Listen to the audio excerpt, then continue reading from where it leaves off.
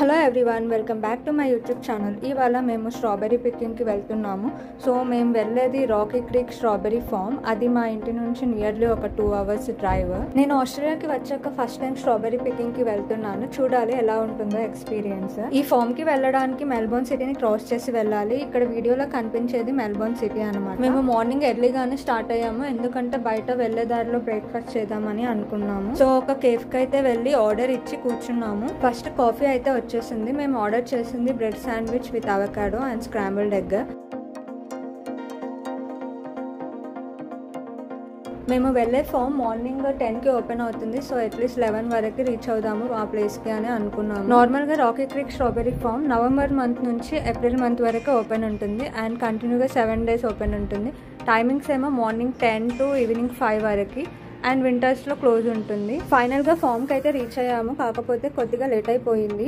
ఇంకా మేము వెళ్ళింది సమ్మర్లో అనమాట, చాలా ఎండగా కూడా ఉండింది. మనం ఈ ఫామ్కి వెళ్ళడానికి ముందుగా టికెట్ బుక్ చేసుకునే అవసరం లేదు, డైరెక్ట్ వాకింగ్ చేయొచ్చు. ఇక్కడ మనం వెళ్ళగానే ఫస్ట్ ఒక షెడ్ అయితే కనిపించింది కదా, అక్కడ మనం టికెట్స్ తీసుకోవాలి. అడల్ట్స్కి అయితే per person $12 అండ్ వాళ్ళు ఒక ప్లాస్టిక్ బాక్స్ ఇస్తారు, దాంట్లో మనం స్ట్రాబెర్రీస్ పిక్ చేసుకోవడానికి. ఆ బాక్స్ ఫిల్ అయ్యే వరకు మనం స్ట్రాబెర్రీస్ పిక్ చేసుకోవచ్చు. ఇక్కడ కనిపించేవి స్ట్రాబెర్రీ ఫామ్స్. మన రైట్ సైడ్ ఉన్న వాటికి ఇంకా స్ట్రాబెర్రీస్ రాలేదు, సో ఓన్లీ లెఫ్ట్ సైడ్ మాత్రమే ప్రజెంట్గా పిక్ చేసుకోవడానికి ఉన్నాయి.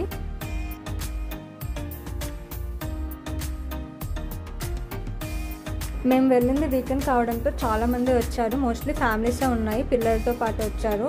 పిల్లలకైతే ఇది బెస్ట్ యాక్టివిటీ అనమాట స్ట్రాబెర్రీ పికింగ్. వాళ్ళు చాలా ఎంజాయ్ చేస్తారు తీసుకెళ్తే ఇక్కడికి. మార్నింగ్ కొద్దిగా వెళ్ళడానికి లేట్ అయింది కాబట్టి మేము వెళ్ళేసరికి మోస్ట్లీ అన్ని స్ట్రాబెర్రీస్ అయిపోయాయి ఈ ఫామ్లో. మాకు అసలు ఒక్క బాక్స్ కూడా ఫిల్ అవుతుందా లేదా అని అనుకున్నాం. సో ఎవరైనా స్ట్రాబెర్రీ పికింగ్కి వెళ్ళాలనుకుంటే మార్నింగ్సే వెళ్ళడం బెటర్ అండ్ స్ప్రింగ్లో వెళ్ళడం చాలా బెటర్. ఇంకా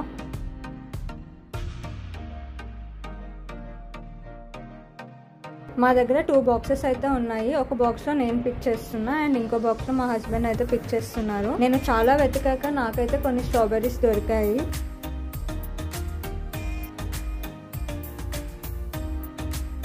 చూస్తున్నారుగా అసలు ఎంతమంది ఉన్నారు స్ట్రాబెర్రీ పికింగ్కి. చాలా మంది వచ్చారు ఇవాళ అయితే. మనం నార్మల్గా ఏదో ఒక లైన్లో స్టార్ట్ చేసి అలా ఒక్కొక్క లైన్ చూసుకుంటూ వెళ్ళాలి చేసేటప్పుడు.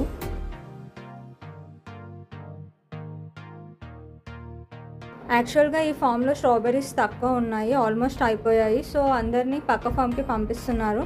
మేము అది చూసి మేము కూడా ఇంకా ఎలాగో దొరకట్లేవు కదా అని పక్క ఫామ్కి అయితే వెళ్ళాము. ఇలా ఉంటాయి అన్నమాట స్ట్రాబెర్రీస్. కొన్ని స్ట్రాబెర్రీస్ చాలా రెడ్ కలర్లో ఉంటాయి, కొన్ని మాత్రం ఇలా లైట్గా ఉంటాయి. సో మనం బాగా రెడ్గా ఉన్నవి మాత్రమే పిక్ చేసుకోవాలి, అవే టేస్టీగా ఉంటాయి మంచిగా. యాక్చువల్గా నాకు యూట్యూబ్ స్టార్ట్ చేయాలని ఎప్పటి నుంచో ఉండేది. నేను స్టార్ట్ చేసి కూడా 4 to 5 years అవుతుంది, కాకపోతే మధ్యలో బ్రేక్ తీసుకోవడం వల్ల గ్యాప్ వచ్చేసింది. ఇప్పటి నుంచి వీడియోస్ రెగ్యులర్గా అప్లోడ్ చేద్దామని అనుకుంటున్నా.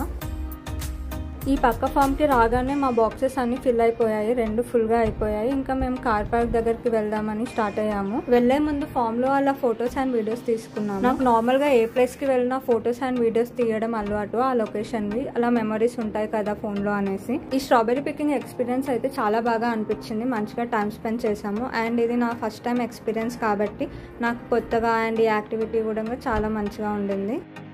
చూస్తున్నారుగా స్ట్రాబెర్రీస్ ఎంత రెడ్గా కలర్ఫుల్గా ఉన్నాయో చూడడానికి, అండ్ టేస్టీగా కూడా ఉన్నాయి. ఈ ఫామ్ దగ్గర కేఫ్ కూడా ఉంటుంది. మేమైతే లంచ్ బయట చేద్దాం అనేసి వెళ్ళిపోయాము ఇంకా కార్ పార్క్ దగ్గరికి అయితే.